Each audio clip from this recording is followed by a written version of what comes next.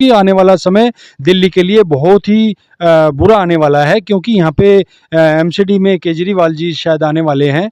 तो उस के बाद ये यही कहेंगे कि हमें पैसा नहीं दे रहे, ऊपर से पैसा नहीं आ रहा, यहाँ से पैसा नहीं आ रहा, केंद्र सरकार से नहीं आ रहा, मोदी जी नहीं दे रहे, तो फिर क्या होगा? ये दिल्ली और नरक हो जाएगी। फिलहाल तो नरक है ही। 4 महीने पहले एक के साथ एक फ्री, एक के साथ 2 फ्री केजरीवाल जी चला रहे थे। हम कहते हैं केजरीवाल जी आप दूध पे जीएसटी हटा दो, आप पेट्रोल से जीएसटी मत लो। आप मजदूर है, एक के साथ एक फ्री आप दे रहे हो, वो रोटी तो उसके घर बन नहीं रही, वो सट्टा खेल रहा है, बीवी को मार रहा है जाके दारू पी के। क्यों? जो शाम को पीते थे वो सुबह से पीने लगे। सारे दिन पी रहे हैं। आप बताओ, सारे दिन पी रहे हैं। आप दूध फ्री कर दो ना, एक किलो चीनी के साथ 1 किलो चीनी फ्री। अब तनख्वाह 5,000 रुपए लो, आपको सेवक हूँ मैं। वो भी तो स्टेट चल रही है जहाँ जिस स्टेटों में दारू बंद है, इनको बंद कर देनी चाहिए इनको। और इससे माता बहन और छोटे बच्चे जो है ना दूध पीने वाले, उनको बहुत बड़ी राहत पहुंचेगी, उनका खर्चा बचेगा और उनको अच्छा लगेगा, क्योंकि एकमात्र शक्ति पूरे घर को चलाती है। ठीक है ना? इसी तरीके से अगर दूध और चीनी जिस तरीके से हमारे माननीय जी ने बताया, इस तरीके से अगर लागू करते हैं तो इसका बेनिफिट्स तो केजरीवाल जी को और उनकी सरकार को बहुत पहुंचेगा। लेकिन अभी हानि हो रही है। हानि क्या हो रही है? व्यक्ति की अंदर बीमारियां हो रही है। जो व्यक्ति क्वार्टर पीता था वो आप पी रहा, जो आप पीने वाला था वो बोतल पी रहा है, और पी पी के घर के अंदर घर के बच्चों का, महिलाओं का शोषण कर रहा है, लड़ाई झगड़े कर रहा है, घरेलू अत्याचार बढ़ रहा है, इन चीजों से अड़ू लगा रहा है। लेकिन आज वो लड़का आदमी बन चुका, मतलब अंकल बन चुका, बूढ़ा हो गया, लेकिन आज भी कहता बेटा नौकरी थोड़ी ना है, हम तो कच्चे कर्मचारी, पक्के ही नहीं हुए। अब उसका कर्जा उसके सर पे है, उसको सैलरी नहीं मिलती, नाम मात्र के लिए सैलरी मिलती है, तो कहाँ एमसीडी चुनाव? भारी संख्या तो इन्हीं लोगों की है ना, जो सारा कार्यभार एमसीडी का संभालते देखते हैं। तो इन्हीं को सुविधा नहीं मिलेगी तो शर्मनाक बात हमारे लिए होगी। तो ये चुनाव इस तरीके से देखेंगे तो मेरे को लगता है कि ईमानदार, जैसे हमारे देश में बोला जाता है, एक तरफ परिवर्तन की लड़ाई है, एक तरफ ईमानदारी की, एक तरफ भ्रष्टाचार खत्म करेंगे, तो ये सब चीजें जमीन पे कहाँ है? तो हम तो बोलते हैं तो किताबी बातें हैं, जैसे बोल देते हैं, हवा में ले लेते हैं किसी बात को, ये सब किताबी बातें हैं, इनमें बिलीव नहीं करना चाहिए। तो हम जैसे युवा कहाँ सोचेंगे? काम तो हम ही लोगों को करना है, एक जिम्मेदार नागरिक बन के। अगर ये करें तो हमें पता लगेगा कि पर कर्मचारी को कितनी सुविधा मिल रही है, उसके अधिकारों का हनन नहीं हो रहा है। ठीक है ना? आज भी अगर हम बोलते हैं कि इन्होंने 15 साल में राज किया, तो 15 साल में राज क्या किया इन्होंने? क्योंकि ये बोलते हैं हमने केजरीवाल को दे दिया, केजरीवाल जी कहते हैं कि मैं तो वहां के इलेक्शन लड़ रहा हूं। ठीक है ना? आम आदमी पिसता है इसमें। ठीक है ना? अब जिस तरीके से बोलते हैं कि हमने उनको दे दिया, भाई और भी रेडें पड़ती हैं, और भी सब चीजें होती हैं। आप इलेक्शन कमीशन को बिठाते हो, एलजी को शिकायत करते हो, इस मुद्दे पे भी कीजिए ना। इस मुद्दे को कहाँ छोड़ देते हो आप पीछे? जो जो जो जो युवा बोलते नहीं है, जो सफाई कर्मचारी बोलते नहीं है, उनके ना बोलने का फायदा, क्योंकि उनके ऊपर के जो अफसर है उनको ब्लैकमेल करते हैं कि या तो तुम थोड़ा ठीक में और होश में रहो, नहीं तो घर बिठा देंगे, नौकरी छोड़नी पड़ जाएगी। तो यही वाली नीतियां हैं। कहाँ इलेक्शन, कहाँ चुनाव है? जितनी भी सिविक एजेंसियां हैं दिल्ली में, या जितने भी डिपार्टमेंट हैं, आने वाले टाइम में इन्होंने सब प्राइवेट कर दिया है। और जितने भी ये वर्कर, इसमें कर्मचारी काम कर रहे हैं, ये बड़ी बड़े अमीर लोगों की बड़ी बड़ी कंपनियां हैं।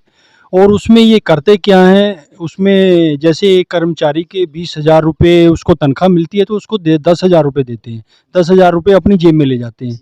तो ये सारा कैसे, ये मिली भगत से सारा काम होता है। कंपनियां, जितनी बड़ी बड़ी कंपनियां हैं उन्हीं को ठेका मिलता है, जो आगे ये चेन बनी हुई है उनको पैसा देते हैं।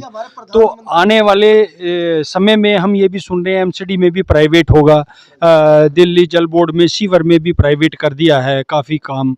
तो जो पक्का नहीं है, जो अस्थाई कर्मचारी है, उसी से काम कराया जाता है, चाहे वो झाड़ू लगाने वाला हो, या सीवर साफ करने वाला है, या किसी डिपार्टमेंट में है।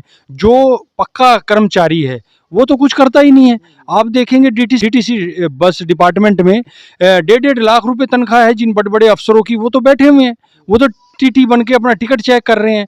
और जब फ्री कर दिया तो वो उनको जरूरत भी क्या है, वो बैठे हुए हैं, बड़े बड़े ऑफिस में बैठे हैं।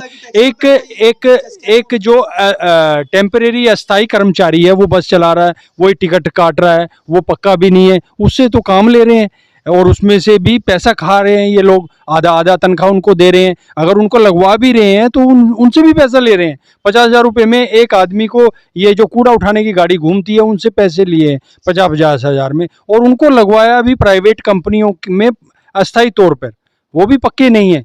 कॉन्ट्रैक्ट बेस पे।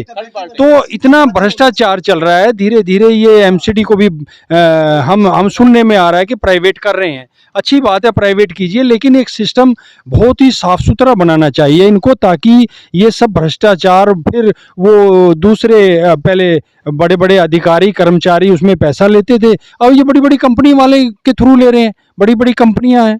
अब जैसे कोई बड़े बड़े टेंडर भी होते हैं तो उसमें भी ये सब पैसे खाते हैं। एमसीडी को मैंने एक बार पहले भी कहा था, एमसीडी को पैसे की जरूरत नहीं है, एमसीडी को तो नोट छापने की मशीन चाहिए। इतने कर्मचारी है, इतना बड़ा स्टाफ है और उनकी तनख्वाही पूरी नहीं होती। जितने भी ये रिटायरमेंट वाले हैं उनको भी ये पैसा भी समय पे नहीं दे पाते, 3-3 6-6 महीने हो जाते हैं, कोर्टों में केस चल रहे हैं। तो हम आने वाले समय में भी क्या उम्मीद करें? आने वाले समय भी मैं समझता हूँ कि आने वाला समय दिल्ली के लिए बहुत ही बुरा आने वाला है, क्योंकि यहाँ पे एमसीडी में केजरीवाल जी शायद आने वाले हैं।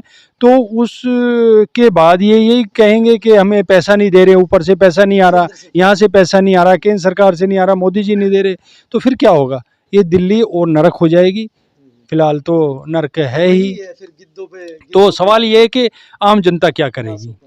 लाशों पर कौवों की राजनीति, लाशों पर कौवों की राजनीति वो वही है जो मैं आपको बता दी है, क्योंकि ये कौवे ही हैं। क्योंकि अगर मान लो इनको ईमानदारी से काम ही करना है तो भाई 22 लाख दिए तो जल रहे हैं, लेकिन गरीब के घर में 2 दिए भी जलने चाहिए।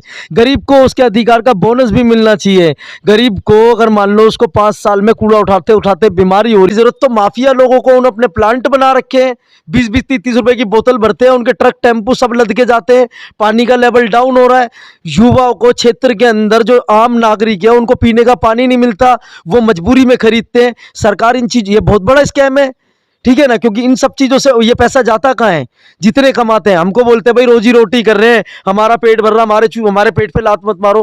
पर भाई चलो ठीक है, आप कोई गरीब आदमी तो नहीं हो कि रिक्शा चला रहे हो, फुटपाथ पे किसी ने फ्रूट की दुकान लगा रखी है, आप एक बहुत बड़ा एक गुनाह कर रहे हो, अपराध कर रहे हो, क्योंकि बिना परमिशन के आप पानी ले रहे हो नीचे से, जो कि जन अधिकार का हनन है।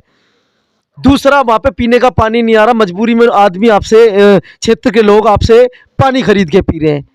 तो ये सब चीजें हैं, उनको पानी देना चाहिए, पीने का पानी देना चाहिए, और इनको सब माफियाओं को बंद करना चाहिए।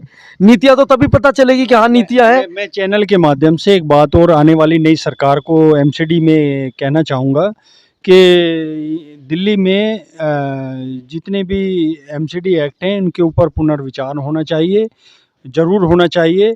और केजरीवाल जी को केवल दिल्ली पर ही फोकस करना चाहिए।